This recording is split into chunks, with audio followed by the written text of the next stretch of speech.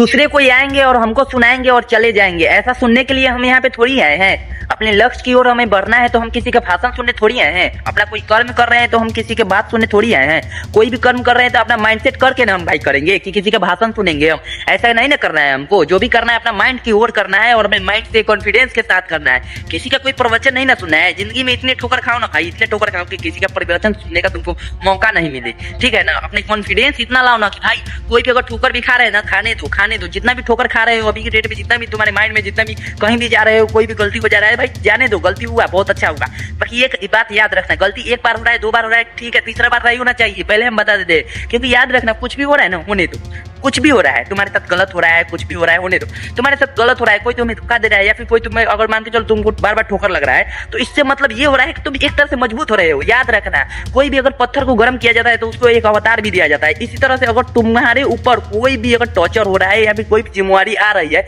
या फिर तुम्हारे ऊपर जो होता है कि माइंडसेट पे बहुत सारा डिप्रेशन आ रहा है, बहुत सारे जोर आ रहा है, तो बहुत ही अपने आप को अच्छा मानो कि चलो यार इतना जो होता है कि हमारे ऊपर टॉर्चर आ रहा है, क्योंकि तुम्हारे पास टॉर्चर आ रहा है इसका मतलब तुम कुछ करने वाले हो।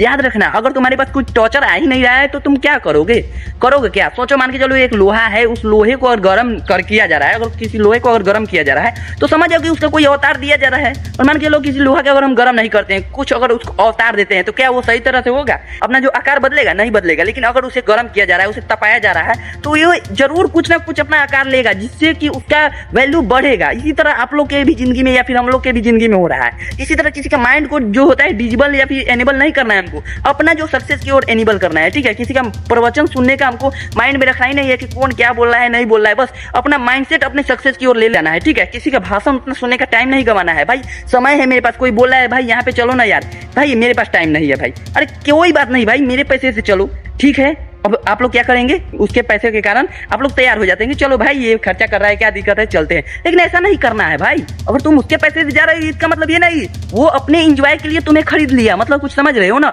तुम्हारा जो समय होता है वो कीमती समय तुम्हारा खरीद लिया, किस लिए? क्योंकि वो अपने एंजॉय के लिए कि साथ में चलेगा तो कोई भी मान के चलो कुछ दिक्कत नहीं होगा, या फिर कोई एंजॉय भी होता है और कुछ भी हो सकता है। इसलिए वो आपको नहीं ले गया है, वो आपको खरीदा है, आपका समय को खरीदा है। और आप क्या किया? अपना कीमती समय को उसे सस्ते दामों में बेच दिए। इसीलिए अपना माइंड कभी भी दूसरे पर नहीं ले जाना है। अपना समय किसी को मत दो।